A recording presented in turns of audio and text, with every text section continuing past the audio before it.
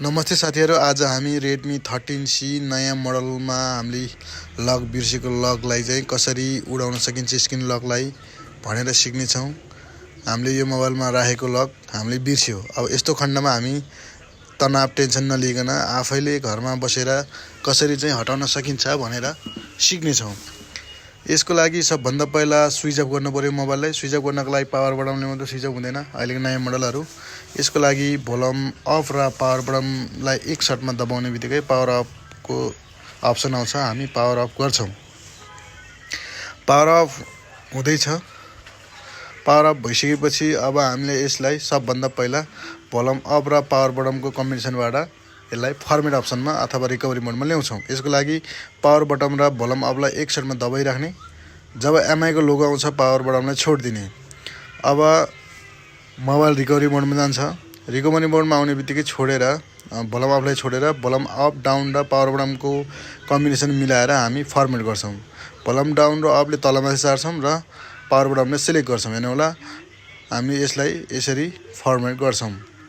Format हुँदैछ। Format गर्ने भनेको यसको डाटाहरु सबै जान्छ। यसमा रहेको लक पनि जान्छ। हेर्नुस्, डाटा वेब सक्सेसफुली भनिसकेको छ।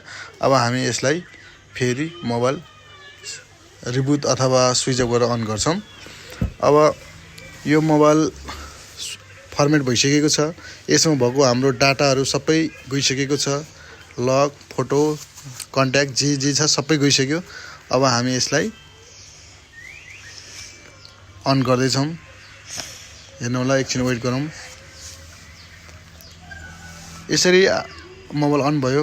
अब यसमा लक छ छैन हामी एकचोटी चेक गर्ने छौं। हेर्नु होला, लक भनेको नि अब यसमा भएको स्क्रिन लक त गइसक्यो। अब यसमा हामीले पहिले राखेको जीमेल आईडी छ कि छैन, जीमेल आईडीलाई कसरी रिमुभ गर्ने, कसरी हटाउने भन्ने कुरा हामीले यो भिडियोमा सिक्ने छौं। यसको लागि सबभन्दा पहिला हामी यो सेटअप गर्दै छौं।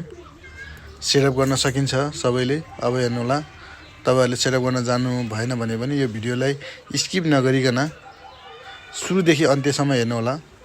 तपाईहरुले एकदम सजिलोसँग गर्न सक्नुहुन्छ। अब यसको लागि हेर्नु होला, हामीले सेटअप पनि लगभग सक्यो। प्रिपेयरिङ सिस्टम भनिरहेछ। अब यो सेटअप सक्सेसफुल कम्प्लिट भयो हैन। तर अब यो कम्प्लिट भयो भने तालचा हटेको छैन माथि। अब तालचा नहट्नु भनेको नि हाम्रो जीमेल आईडी चाहियो हो। त्यसको लागि हामी एकचोटी नेक्स्ट गरेर हेरौँ। सुरुमा अब हामी सेटअप फन्ड भनिरहेछ। अब फेरि सुरुको चरणमा जहाँ हामीले सुरुवातमा अन गरेछ त्यही आएको छ। अब हामी यसलाई पनि कसरी हटाउन सकिन्छ, कसरी मेनु ल्याउन सकिन्छ भनेर सिक्ने छौं। यसको लागि हामी सबभन्दा पहिला यसमा वाइफाई हाल्ने छौं। वाइफाई हालेर हामी गर्ने छौं। वाइफाई तपाईहरु आफ्नो वाइफाई आफैले हाल्नु होला। यो मेरो वाइफाई म आफैले हाल्दै छु। यसरी चाहिँ आफ्नो वाइफाई हालेर गर्न सक्नुहुन्छ। अब यो वाइफाई हाल्यो।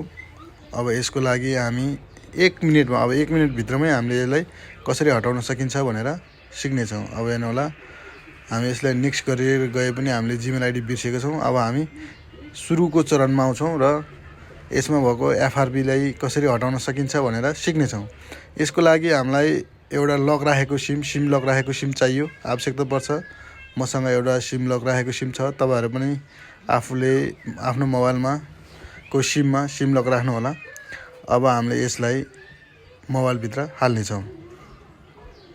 हेर्नु होला, यसरी आफूले जुनसुकै सिम भयो भने सिम लक भएको सिम हाल्नु पर्यो, कोड माग्ने सिम। अब हामीले यो हाल्ने बित्तिकै हेर्नु होला, मोबाइलमा सिम लक माग्यो। यसको लागि यसबाट चाहिँ कसरी गर्न सकिन्छ भनेर एकदम सजिलो छ। हामीले अब यसलाई सिम पिनले सिम निकाल्ने र पावर बटनलाई एक शटमा सिम पनि निकाल्ने, पावर बटनलाई एक शटमा दबाउनु पर्छ। अब हेर्नु होला, अब यो सिम ट्रे निस्किसक्यो। अब पावर बटन हेर्नुहोस्, नोटिफिकेसन आउँछ। नोटिफिकेसन यहाँ गएर क्लिक गरेपछि यहाँ सेटिङको अप्सन आउँछ। हामी सेटिङलाई टच गर्छौं। सेटिङ खुल्यो सिधै। अब यो सेटिङ खुलिसकेपछि हामीले एकदम सजिलो छ। अब हामी एप्समा जान्छौं। हेर्नु होला, एप्समा गएर म्यानेज एप्समा जान्छौं। अब यहाँ गइसकेपछि हेर्नुस्, फाइन्ड एप्स छ। अब फाइन्ड एप्सलाई क्लिक गर्छौं। अब यहाँ एप सहजमा खुल्छ। अब यसलाई हामी सबै हामीले चाहेको छैन स्किप गर्छौँ, यो नचाहेको हामीलाई एप चाहिएको छैन। अब हामी एक्टिभिटी लन्चर डाउनलोड गर्छौँ। Activity launcher AC activity launcher यहाँ दिएको छ, यसलाई क्लिक गर्छौँ। अब यसलाई इन्स्टल गर्छौँ। हेर्नु होला, इन्स्टल गरेपछि अब इन्स्टल गरौँ। इन्स्टलिङ अब भयो। अब हामी यसलाई ओपन गरौँ। ओपन गर्ने बित्तिकै यसलाई ओके गरिदिउँ। हामीले एकछिन टाइम लाग्छ, एकछिन वेट गरौँ। हामीले यसरी आफ्नो मोबाइलमा रहेको लकलाई चाहिँ एकदम सजिलोसँग हामीले हटाउन सकिन्छ बिना तनाव। भिडियोलाई चाहिँ पुरा हेर्नु होला तपाईहरुले, मैले कहीँ स्किप गरेको छैन। हेर्नु होला, यहाँ इन्स्टलिङ हुँदैछ। अब यहाँ खुल्यो, अब एक्टिभिटी लन्चर खुल्यो। हामी यहाँ सर्चमा गएर सेकेन्ड स्पेस क्लिक गर्छौँ। सेकेन्ड उसलाई स्पेसलाई हामी सर्च गर्छौँ भनौँ न। हेर्नु होला, यहाँ गएर SECOUNT